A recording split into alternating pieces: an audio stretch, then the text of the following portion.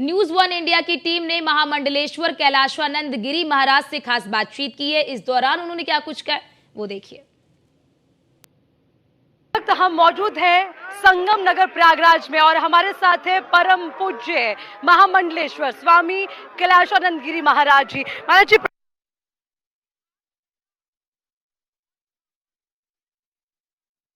दिए मौका, सबसे पहले एक सनातनी संदेश अपने श्रद्धालुओं। देखो, क्या नाम है तुम्हारा? अर्चना कौशल। अर्चना, आप देख रही हो क्या वैभव सनातन का दिख रहा है।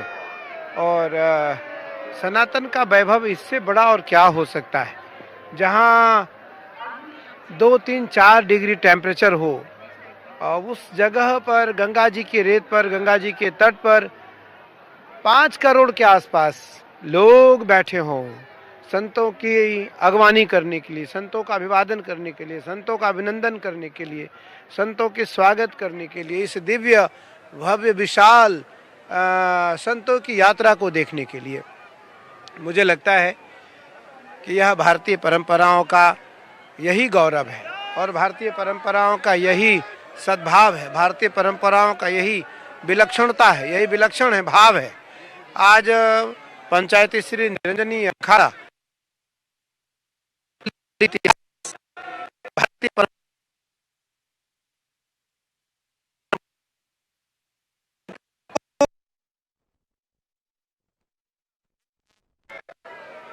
वो निसंदेह भारतीय संस्कृति के अनुसार, भारतीय संस्कृति के परंपरा के अनुसार है। और आज मकर संक्रांति का पावन पर्व है, सूर्य उत्तरायण हो गया आज से। आज 13 के 13 अखाड़े राजसी शाही स्नान, राजसी अमृत स्नान करने के लिए तरस रहे हैं। और केवल भारत के साधु ही नहीं, दुनिया के सनातनी सभी, देखो, करोड़ों जनमानस अभिवादन के लिए तत्पर है और यहाँ उपस्थित है। आज 13 के 13 अखाड़े स्नान करेंगे। सबसे पहले अखाड़ा महानिर्वाणी ने स्नान किया, उसके बाद पंचायती श्री निरंजनी अखाड़े अपने वैभव इतिहास के साथ गाजे बाजे के साथ और ठाठ बाट के साथ, अपनी पंच परमेश्वर के साथ, अपने सभी महंत श्री महंतों के साथ, अपने निशान, भाला और ध्वजा, अपने देवता और आचार्य के साथ पूरा अखाड़ा, हमारा पंचायती श्री निरंजनी अखाड़ा और श्री आनंद अखाड़ा, दोनों अखाड़ों ने आज स्नान किया अभी। और हम सब अमृत स्नान करके वापस अपने शिविर में, अपने छावनी में प्रवेश कर रहे हैं। मुझे लगता है कि यह परंपरा एक अनोखी परंपरा है, अलौकिक परंपरा है और अवर्णीय परंपरा है। इस परंपरा का वर्णन कर पाना, इस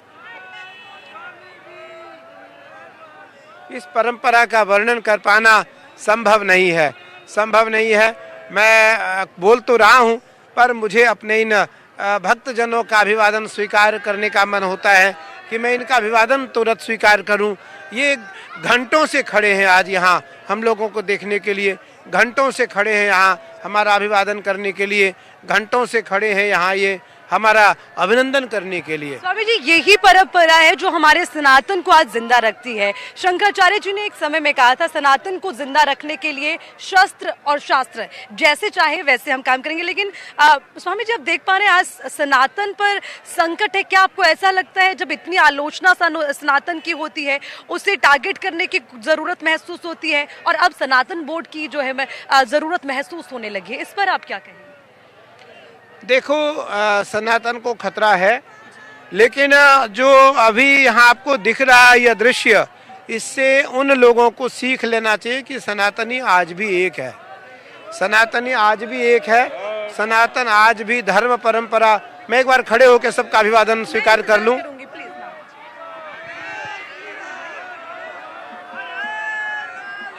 महादेव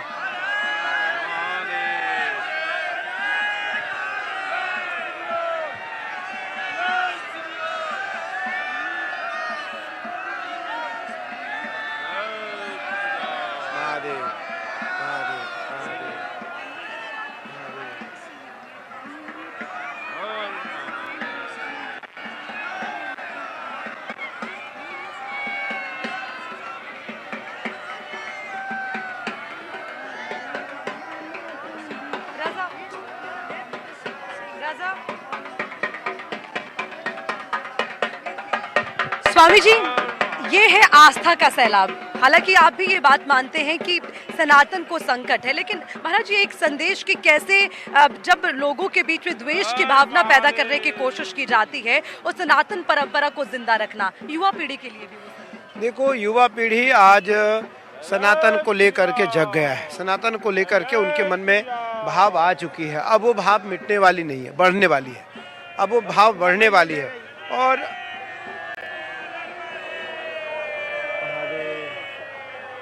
आप देख रही हो कैसा भाव है लोगों में। ना लोगों को सर्दी लग रही है, ना किसी प्रकार के भूख और प्यास लग रही है, और वो किलोमीटर से चल के आ रहे हैं। किलोमीटर उनको घूमना पड़ रहा है। उसके पश्चात भी उनके मन में एक तनिक मात्र भी आलस्य, प्रमाद और उनके मन में उदासता नहीं है। स्वामी जी, जब मैंने महाकुंभ की तरफ अपना रुख किया तो उससे पहले खूब आलोचनाएं हमने सुनी कि अरे महाकुंभ में मोहब्बत का संदेश देने की बात करते हैं, लेकिन वहां पर दूसरे विशेष समुदायों पर बैन लगा दिया जाता है। ये तो वक्फ बोर्ड की जमीन है, हमने दरिया दिली दिखाई लेकिन सनातन धर्म नहीं दिखाता। ऐसे आलोचकों को आप क्या कहें? देखो, जो आलोचक हैं, साधु संत कभी किसी की ना आलोचना करते हैं ना आलोचना सुनते। आलोचना ना करते ना आलोचना सुनते।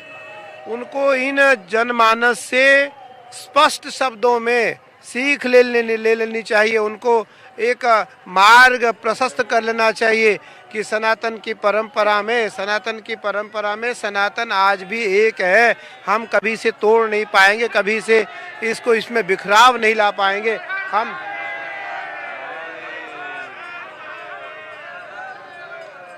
हम कभी इनमें बिखराव नहीं ला पाएंगे, हम कभी इनमें दुराभाव नहीं ला पाएंगे, और हम इनको कभी अलग नहीं कर पाएंगे।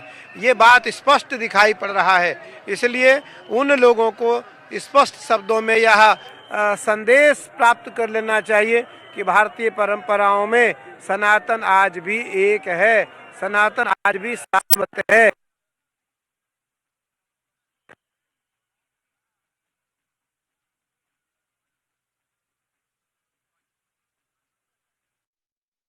किस तरह से अवधेशानंद गिरी जी ने कहा कि जो साधु संत होते हैं वो सनातन की आलोचना नहीं सुन सकते।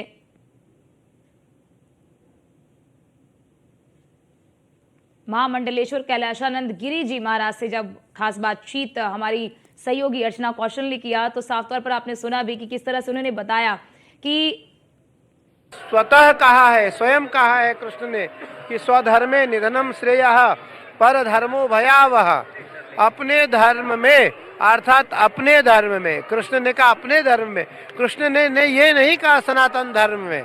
कृष्ण ने कहा अपने धर्म में। जो जिस धर्म का है वो उस धर्म की रक्षा करें, वो उस धर्म का पालन करें। तो योगी जी ने जो बात कही उसको कृष्ण ने स्वयं कहा है, शिव ने भी स्वयं कहा है, राम ने भी स्वयं कहा है।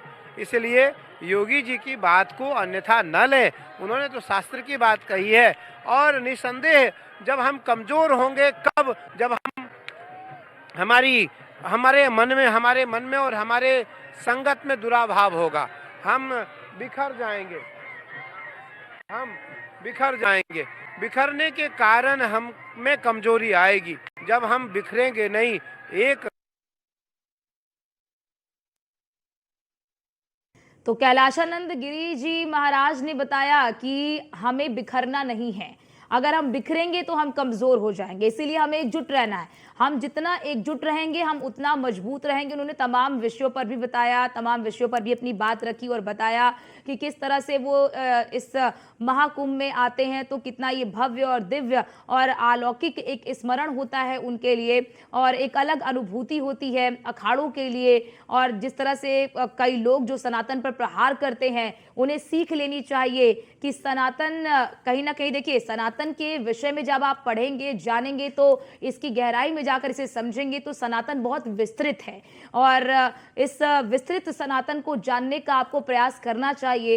इस बात का भी जिक्र कैलाशानंद गिरी जी महाराज जी ने किया, बताया कि किस तरह से ये जो सैलाब है, जब उन्होंने सैलाब को भी देखा तो इस आस्था के सैलाब को भी देखा तो कहा कि हमारा जो काम है, हमारी जो आस्था है वो ईश्वर में है और हम अपना काम करते हैं कौन क्या कहता है इस पर हम इतना ध्यान नहीं देते हैं। उन्होंने तमाम बातों का जिक्र किया। उन्होंने सनातन के बारे में बताया कि दरअसल सनातन है क्या और सनातन को आपको कैसे समझना है। तमाम विषयों पर जब हमारी सहयोगी अर्चना कौशल ने उनसे तमाम जो वक्फ बोर्ड को लेकर कहा गया कि ये जो भूमि है, जो क्षेत्र है जहां पर इतने बड़े क्षेत्र में महाकुंभ का आयोजन किया जा रहा है, उसे एक मौलाना की ओर से इसे वक्फ बोर्ड की जमीन बता दिया गया था, जिस पर उन्होंने अपनी प्रतिक्रिया दी और बताया कि किस तरह से ये जो महाकुंभ है ये आज का नहीं है। महाकुंभ की उत्पत्ति आज से नहीं हुई है, ना जाने कितने युगों युगों से ये महाकुंभ जो है वो चला आ रहा है और इस महाकुंभ की अपनी दिव्यता, अपनी भव्यता है। और क्योंकि भारत की बात करते हैं तो भारत जो है वो विविधताओं का देश है और इस विविधताओं की यानी कि एकता में अनेकता में एकता की एक तस्वीर अगर आपको देखनी है तो आप इस महाकुंभ में देखिए। यहाँ पर कोई जाति नहीं, कोई धर्म नहीं, कोई संप्रदाय नहीं, सब एक ही रंग में रमे हुए नजर आ रहे हैं। वो रंग है आस्था का, वो रंग है भक्ति की और इसी आस्था और भक्ति में जो लोग हैं, जो श्रद्धालु हैं, वो डूबे हुए हैं। क्योंकि देखिए आप आज जब भी एक हर व्यक्ति से पूछ रहे होंगे तो हर एक व्यक्ति इस महाकुंभ के बारे में जान रहा है। युवा पीढ़ी इस महाकुंभ के बारे में जान रही है कि आखिरकार जिन्होंने इससे पहले कभी कुंभ नहीं देखा होगा, जिनके लिए पहली बार ये कुंभ है, पहला कुंभ है, जो खास तौर से युवा पीढ़ी की बात कर ले तो वो ये देख रहे हैं, ये जानने का प्रयास कर रहे हैं कि महाकुंभ दरअसल है क्या, कैसे ये हमारे पुराणों से जुड़ा हुआ है, इसका जिक्र कहाँ कहाँ पर है, वेदों में इसका जिक्र किस तरह से किया गया है और उपन्यास में इसका जो जिक्र है वो किस तरह से किया गया है। तो अब महाकुंभ को जानने का प्रयास भी किया जा रहा है, सनातन को समझने का प्रयास किया जा रहा है, क्योंकि सनातन विस्तृत है, अनंत है।